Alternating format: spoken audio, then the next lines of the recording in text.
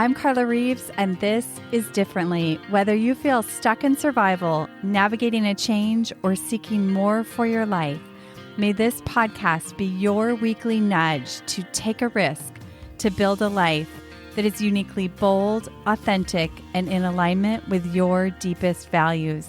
After a decade of coaching individuals from corporate leaders to creative artists to multi-million-dollar CEOs, I'm convinced we are far closer than we realize to what we deeply desire, and it's a willingness to do differently that can change everything. Hey everyone, today's episode is all about creativity and innovation and how these things can be used right here in the nooks and crannies of your daily life to bring you more peace, fulfillment, and success, whatever that means to you. I'm going to crack open what it means to be a creative. I think it might surprise you. And I'm going to break down the lifepreneurship principle of innovation down into tangible ways so that you know what it means for you and your life. Let's first talk about what it means to be a creative, because I believe everyone is.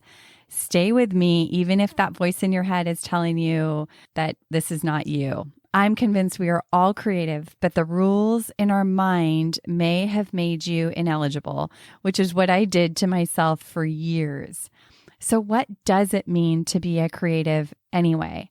I went searching and came across this article that I love by Jeff Goins. He's a best-selling author and speaker on creativity and a huge advocate for writing. His article is called, "So What is a Creative?"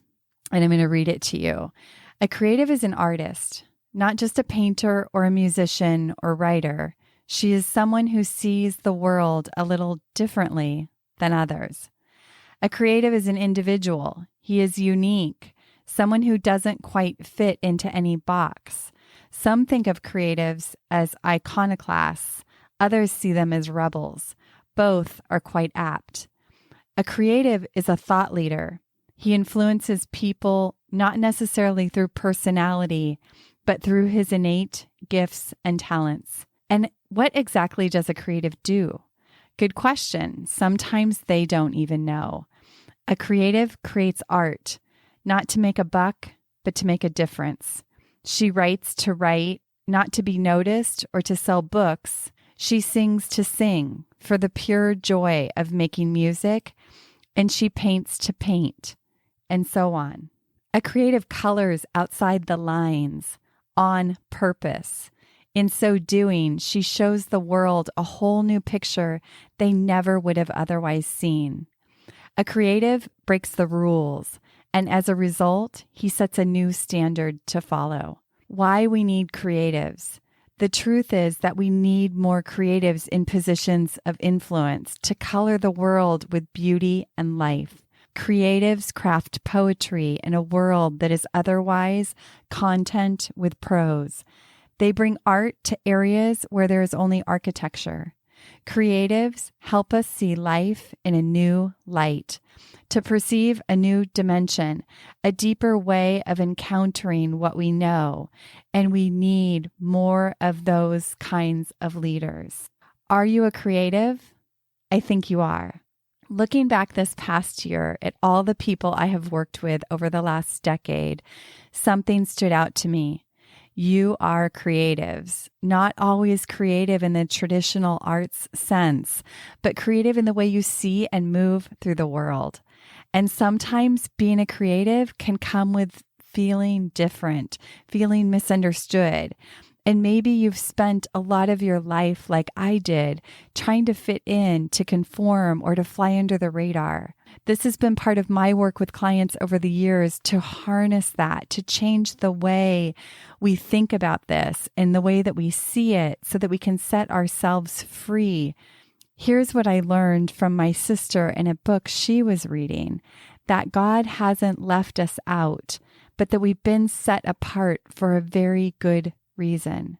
So listen for your own version of creativity today and where you can tap into its power to create momentum in your life in just the right places this year. If you've been listening for a while, you might remember episodes 73 and 74 I did last year on being the entrepreneur of your life and lifepreneurship. If you're new to the podcast, I encourage you to go back, especially if the idea of lifepreneurship is new to you.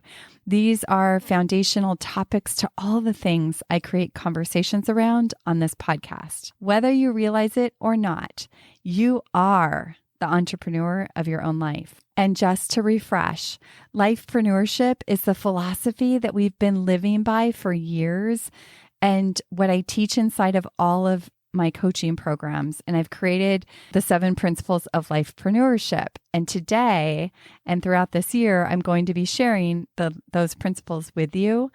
Today, I want to share lifepreneurship principle number 1, which is innovation. Like an entrepreneur innovates to create new ideas and opportunities in business, so can we do as we approach our daily tasks and routines and approaches to our circumstances. We do this with a mindset of creativity and problem solving. We can improve our efficiency. We can bring new ways of interacting with loved ones.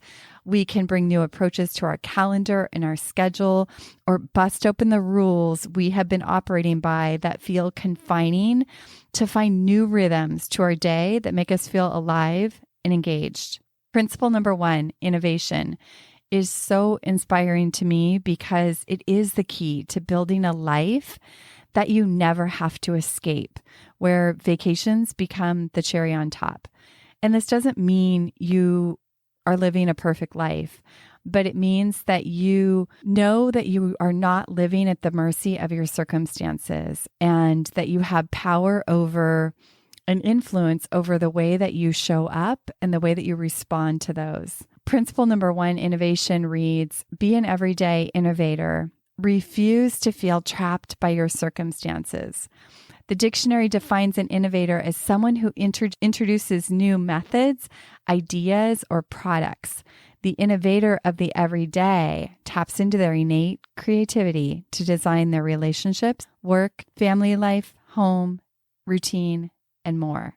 I know this can sound aspirational, and it is, but let's break it down in tangible examples so that you can start to imagine what this might look like for you and your life. Another episode that might inspire you is one I just did with my husband, Quentin. It's episode 109. It's called Creative Living with Quentin Reeves. We talk about how creativity, painting, and kind of came into his life unexpectedly, and also how we think about applying creativity and innovation in our own life. Let's break down what it means to innovate in the different parts of your life. Before we do that, I had to look up this antonyms to innovate. I wanted to know what a lack of innovation was. And I found words like unimaginative, uninspired, uninventive, lack of power. So if you're feeling these things or any of these things, it might be an indicator that it's a perfect time to practice innovation right where you are. Let's look at 3 areas of life and what innovation might look like. First, I want to talk about the area of well-being. This is kind of a challenge or a situation that I see come up a lot of the time. Women and men too, who are tired, feel like they're at the bottom of their list always. They feel frustrated, resigned, and kind of powerless, and maybe a little bit lopsided in their work.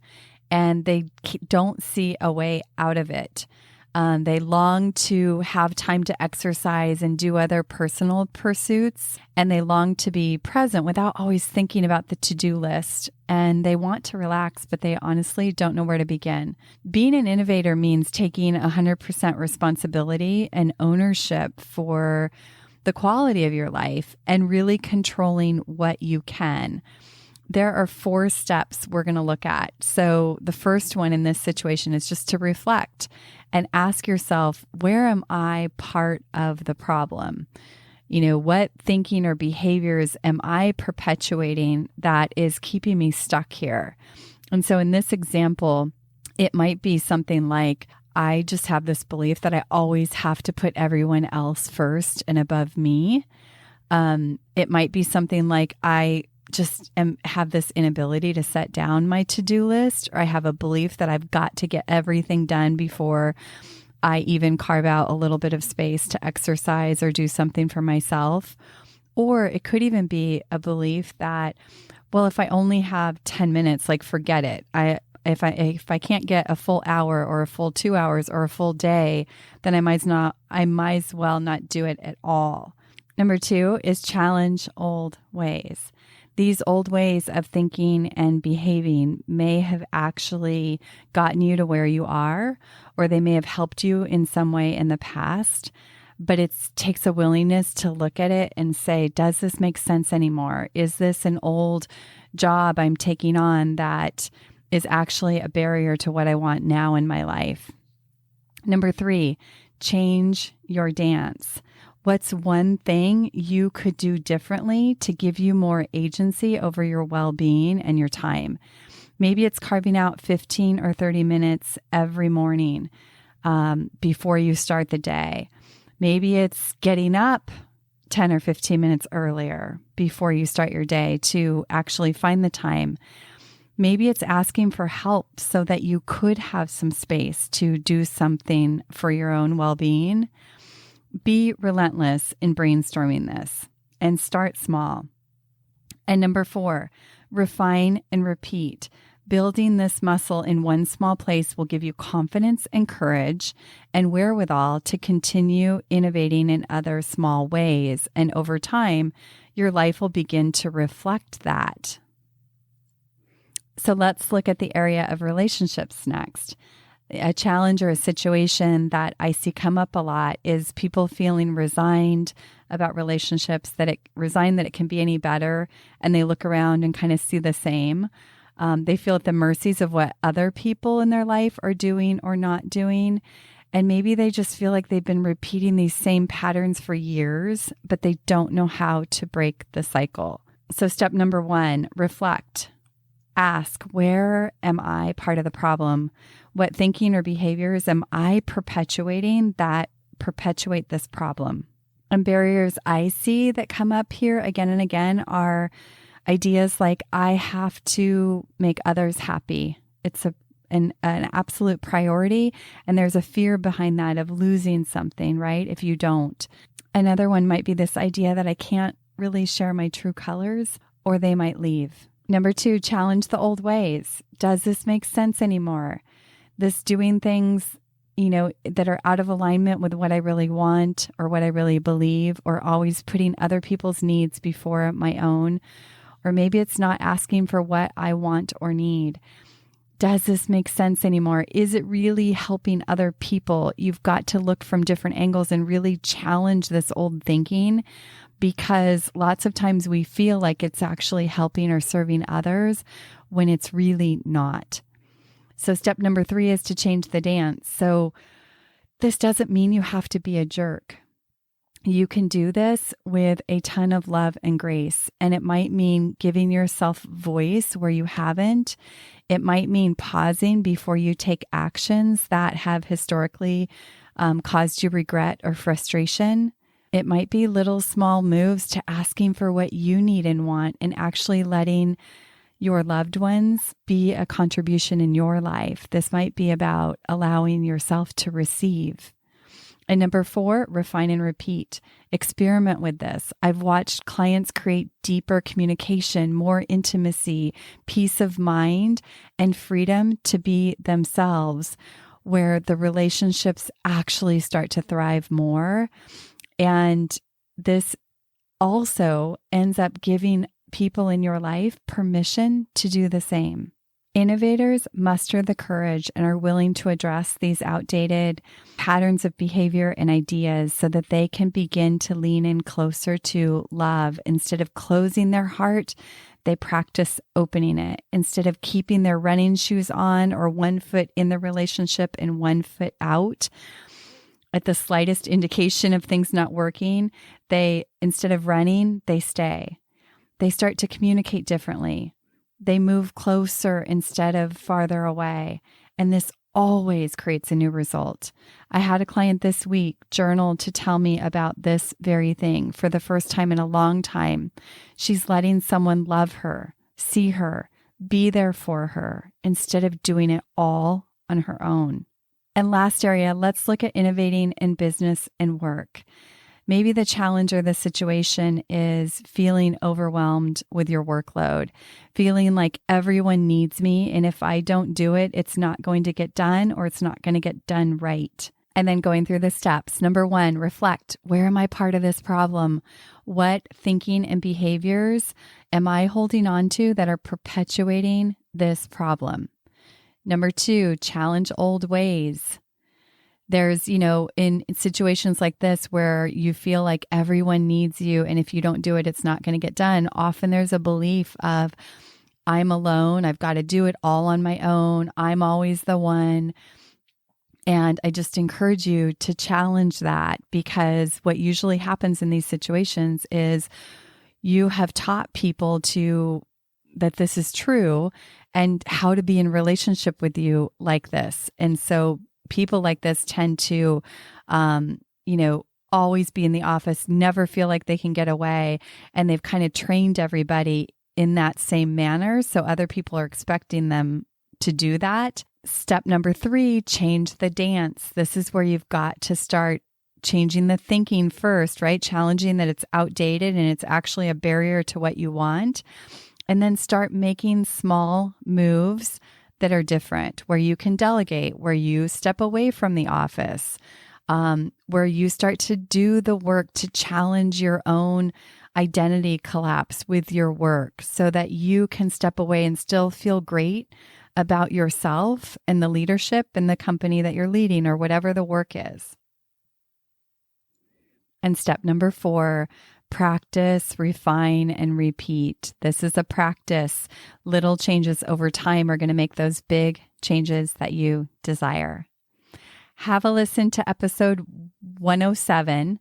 It's called Doing Whatever It Takes with my client, Tanya Wilson. She shares her story of doing this very thing and what it has allowed for her well-being, her family, and her life. Okay, my podcast friends, that is an introduction to lifepreneurship. Principle number 1, innovation.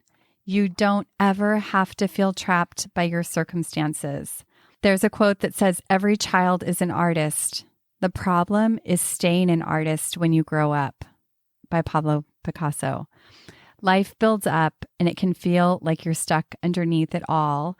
You can forget or lose sight of your childlike imagination, ability to see, and freedom to behave. Be relentless in the pursuit of designing a life that feels like your own, where you get to be exactly who you were designed to be. Your life is your canvas. If not now, then when? If not you, then who? Hey, thanks for tuning into this episode of Differently. I hope it stirred your thinking, and I invite you to take one inspired action from something that stood out to you. If you want to hear more conversations like this, be sure to hit follow on your favorite podcast app. And if this episode could impact someone you know, please help us spread the word and pass it along. Remember, new episodes drop weekly. See you next week.